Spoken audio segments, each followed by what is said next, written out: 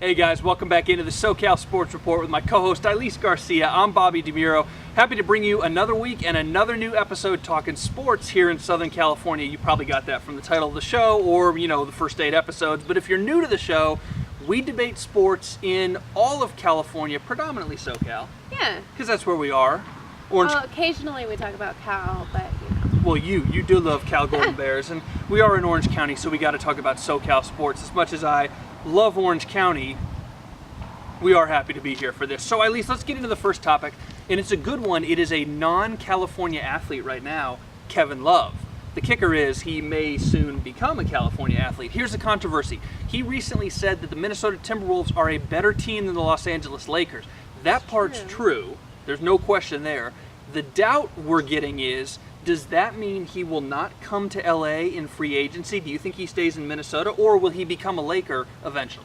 I think he will definitely be a Laker for sure in his basketball career. For sure. For sure. You're guaranteeing this. I think he definitely will be. He will definitely be coming to Los Angeles, and play here. He played at UCLA. He loves SoCal. So why wouldn't he come to play for the Lakers? It's kind of like saying, why wouldn't you play for the Yankees? I can think of a lot of reasons. Well, now, but yeah, and I'm a Red Sox fan, so. And a Pirates fan, and an Angels fan, and a Dodgers fan. Yeah. Okay. So, every team but the Yankees. But anyways. And the Rockies. That's beside the point, yeah. I definitely think he'll be playing for the Lakers. He just, he's said it before, and you can tell that he wants to play here. All right, I'll throw a monkey wrench in for you. Everybody thought Chris Paul was going to be a Los Angeles Laker. How'd that work out? Well, he ended up on the other team. Exactly. He's in Staples, but not the way you want it. That also had to do with the legality of trade and whatnot, so maybe he didn't have a final say. Well, he seems pretty happy now. That's true. Now he's just dandy, but... I will say Lakers do not count your chickens before they hatch. I know that's an old person phrase, but it's not a guarantee that he comes to the Lakers until he physically comes to the Lakers. My big thing about this is Minnesota is better equipped to win long term than the Lakers are. Well, now they are. They are, but sure. And it depends what the Lakers do this offseason and then next offseason. But Minnesota is better equipped to win long term, and if he wants to win, he's going to get paid no matter where he goes. So if he wants to win, Minnesota might be the better investment. Well, and he's already star there, so it wouldn't be a transition for him. There is no transition if he stays on the team. He's just continuing on. He'll be a veteran on the team, so he already has the fan base over there. But I think the fans also do want him to come to Los Angeles. Do you remember a guy named Dwight Howard? Yes. How'd that free agency work out? Yeah, that for one you? didn't work out too well either. So you didn't get Chris Paul. Dwight Howard didn't work out well. But that was also when Kobe was playing, too. Well, Kobe's going to be back next year. He's not going to be the same. He'll be back, but I really don't think he'll be the same. You're right about that. The Lakers do need to turn over, and whether it's Kevin Love, Kevin Durant, both, or whoever else, they need to turn over and get good and younger. My only problem is a lot younger. A lot younger. It's not a guarantee until it happens that Kevin Love comes to Lakers. In my heart, do I think he's probably going to be a Laker? Probably. I think you're right. I won't go as far as you to guarantee it, but it doesn't happen until it happens. Right, exactly. That's like the Paul Gasol trade. Every week he's being traded to another team, but it hasn't happened yet. And they can still screw this up. Kevin Love can still give the Minnesota Timberwolves a hometown discount because that's his new hometown. And it's not like he's been in Minnesota for like a year or two. He's been there for several years. He's developed loyalty. They've developed a team. I don't think he'll stay there, but I wouldn't fault him if he did, and I could see him potentially staying there because that's his professional home. Right, yeah, and exactly. And if you're playing well there and you have a team that supports you and gives you all the resources that you need to win, why wouldn't you stay?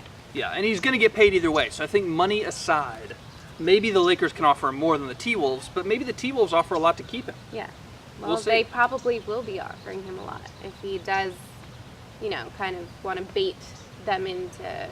And that's actually the other thing. Speaking of bait, how do you know that he doesn't bait the T-Wolves into giving him more by using the Lakers as sort of a bargaining chip? And he's never going to come to LA, but he gets more from the T-Wolves, or vice versa. He's always going to come to LA, gets more from the Lakers because they think they're going to re-sign in Minnesota. So he can obviously play them. That would be a smart move either way. And he's undoubtedly going to do it. Yeah. He can play them off each other. I just think it's not so cut and dry that he's automatically a Los Angeles Laker, and I think show me the money and show me the signed contract, and until free agency this summer, I'm not buying it. Yeah, we got a while, so we got a couple months to debate.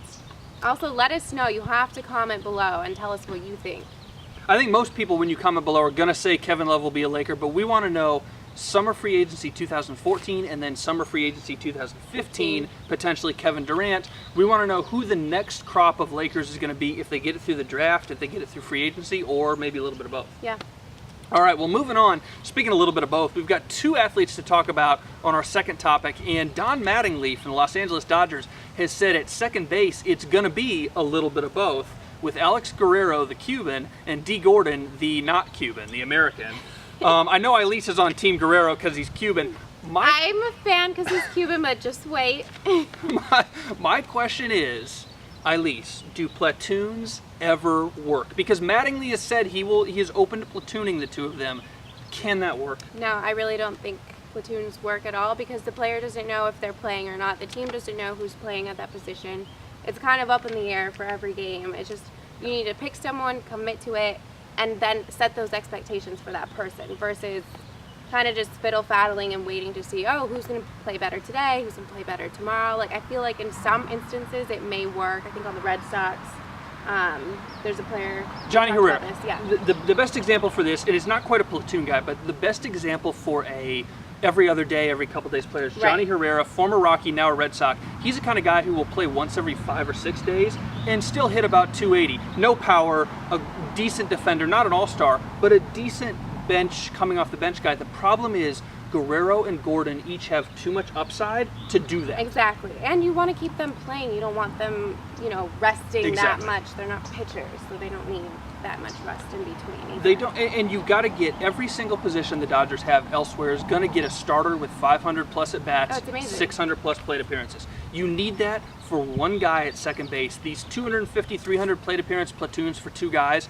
they do work in certain instances. I don't think this is one of them. You paid Guerrero a lot of money. 4 years? 4 years for whatever million. Either A, install him as a starter, or B, let them fight for the job. But I say, let Guerrero start at second base. He's a little more developed at second base than Gordon is. Gordon's much younger, even though second base is not the natural position for either one of them. Really? You're going to say Guerrero? I say Guerrero, and here's why. I'm saying Gordon, but state your case. Well, Gordon's got options. Send Gordon down to AAA Albuquerque. Let him play every day. Let Guerrero play every day in the majors. If Guerrero doesn't work, call up Gordon, use Guerrero as trade bait. If Guerrero does work, use Gordon as trade bait. And then you piece together the loser of the second base battle with Andre Ethier, and you go get... Or Kemp. And you go get David Price. From the Rays. From the Rays. You've wanted him for a year and a half. You piece little pieces together, and actually Gordon or Guerrero are either great. Well, they're great. Yeah, they're great players to begin with. So it's just a matter that now we have two to pick from, and like, which one do you pick? But I would say Guerrero hasn't played in a while. He's come off of injuries. I think it was a hamstring injury. There's gonna be a platoon come opening day, and we'll see how long it lasts. But God, I hate platoons. It just doesn't work. Even remember back at USC with the quarterbacks. Different platoon, same situation. Exactly. You gotta just stick to one person, make a decision. You need go one. With it. The only benefit out of a platoon in this situation, Guerrero's a right-handed hitter, Gordon switch hits. So you could have Gordon hit against righties, Guerrero hit against lefties, and they kind of know when they're going to play based on who's starting that day for the opposing team. The problem is each one of them is going to get 300 at bats, and if you have two veterans getting 300 at bats, they can do that and work that out. When you've got two younger, untested guys, they need to play every day. Yeah. They need to play every day. So Mattingly, you would know don't that more than anybody else. Thank you. You were a professional baseball player. I know a little bit about platooning. I was a pitcher, but I mean, it's the same concept. You know that these guys want to get in the lineup every day. They want to hit every day in BP before the game. They want to see pitches out of pitchers' hands every single day. Well, either way, what player wants to split a position with someone else? Exactly. Just the competitive nature of an athlete. You don't want to do that. So yeah. I think for everybody's sake, just pick someone. I'll play devil's advocate on ourselves really quickly since we both hate the platoon. In the National League, you have such a limited bench because of pinch hitters and relief pitchers. You need guys who can play all infield positions, so if something weird happens or whatever, both Gordon and Guerrero theoretically could play third, short, second. Right. And in spring training, they've been putting Gordon in the outfield. So they are versatile guys if you need bench guys. The problem is each one of them has way too high upsides just to be a bench guy. You don't need those guys as utility players. You've got Nick Buss as a utility player. So, or a utility outfielder, but same difference. So I stand anti-platoon. I know you probably do too. You guys let us know, out of D. Gordon and Alex Guerrero, who wins the second base job, who should win the second base job, and whether or not you believe in platoons. And if you say you do, just don't even comment. No, we want to hear. We want your comments. We want to know.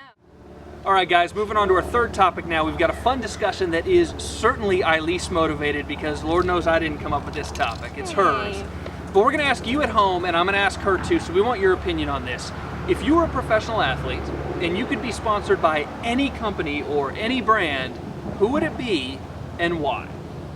I know this is a really cliche answer, but who would not want to be sponsored by Nike?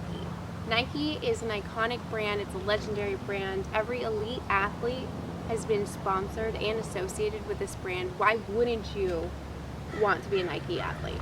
If Nike came to you, you would turn them down. I don't know if I'd turn them down because they got a lot of money. But it's just like, I don't know, it's everybody does it, so why not get sponsored by... No, not everybody does it. It's only the elite. Well, yeah, but I mean... associated with an elite group of people. But I already know I'm elite. Yeah, but it's just a whole nother level when you get to Nike status. An Under Armour athlete is not the same as a Nike athlete. That's true, and ask the folks at Auburn how much they like their Under Armour football uniforms. Hint, not very much. Exactly. So I'm with you on that. I'm just like, I don't know, everybody does Nike, all the elites do Nike, so it's like, I don't know, I would do something different that like stood out a little bit. Okay, but you would still maybe do Nike. Yeah, I mean, if they brought me $90 million like they did LeBron James, yeah, I'd think about it. And Jordan started with Nike even though he had the opportunity to go with Adidas, so I think he made a good choice. And if I were a basketball player, I certainly would not do Adidas, because you know who does Adidas in basketball? Derrick Rose. And we're not going to slander a company here, but Derrick Rose, moving on. I would pick, all right, are you guys ready for this? La Quinta Inn. Why are you shaking your head? Have you ever stayed at La Quinta? I have not. I know of a city named La Quinta. Okay, I don't know of a city named La Quinta. I know of an inn named La Quinta, and it's amazing. Okay, so it's a hotel, obviously. It's like Best Western in those places. But it is so clean, so cheap. This is the most excitement I've seen from you ever on this show. It's just a great damn hotel. So if La Quinta CEO, if you're watching, you could sponsor SoCal Sports Report. There are La Quintas down here. It's cheap, it's clean, everybody's really, really, really nice. Like all the staff, I don't know how they train those people, but they're so nice. They have baked cookies, and not the hard kind of cookies. You know when you bake a cookie too long and it gets hard? In comparison to the DoubleTree, who wins? Oh, La Quinta. Are you kidding? Because DoubleTree has We're gonna have to do a taste test. That'd be fine with me. La Quinta, DoubleTree, chocolate chip cookies. Who wins? It's La Quinta, and let me tell you why. DoubleTree has probably like corporatized their chocolate chip cookies and has like a way to bake them. La Quinta's is like home baked cookies. Like, you know that like the employees there were just baking them on their free time. From scratch. From scratch, and they're soft. That's just checking you in. Listen, do you know how they have baked cookies and they're hard and crispy and stuff like that? Those cookies suck. Like Chips Ahoy. Yeah, screw that. La Quinta's cookies, soft. So soft. And the other important part, I have a dog. It has hair everywhere because it's a dog. Most dogs do. And girls, they shed all the time. Very, very hairy. Very hairy. La Quinta is totally dog friendly. You don't need to pay extra fees. You don't need to do extra crap. You just bring your dog because they know that your dog is part of your family. So for me, all those things combined, the cookies, the dog, the nice people, La Quinta Inn. Wow. Yeah, if I were going to sponsor a hotel, or a hotel was going to sponsor me, I don't know. You would pick like the Four Seasons or something like classy. Some like Vegas hotel. Hey, if you're ever in Tupelo, Mississippi, go stay at their La Quinta Inn. It is serious. They did not pay me to say this. Maybe I just pick DoubleTree. No, there's no DoubleTree in Tupelo.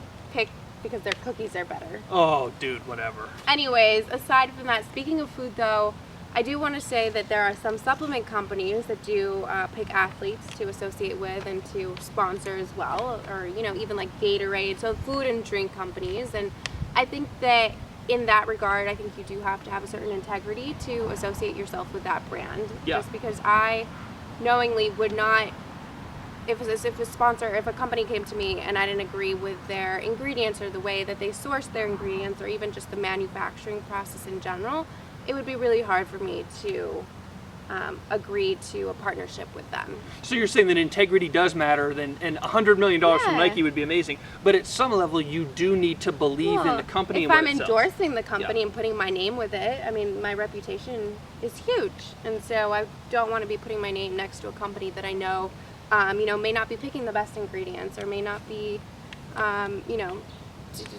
not be transparent with their process and whatnot. So La Quinta always picks the best ingredients for those cookies. I'm serious. butter, sugar, and eggs. That's it, and chocolate chips. Yeah. That's it. Very Perfect. sugary and unhealthy. Hey, well, whatever. You do supplement companies, I'll do La Quinta, we'll both be happy. All right. All right, guys, so we want to Cookie know... Monster. Exactly.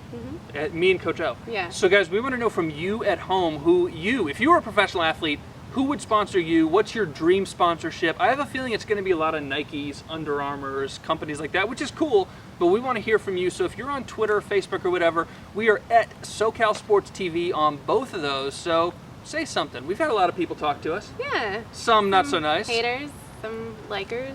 Okay, listen, so we had one guy hate us, and I know he's going to watch this, which is awesome. But here's the thing. He called us dumb. Totally true.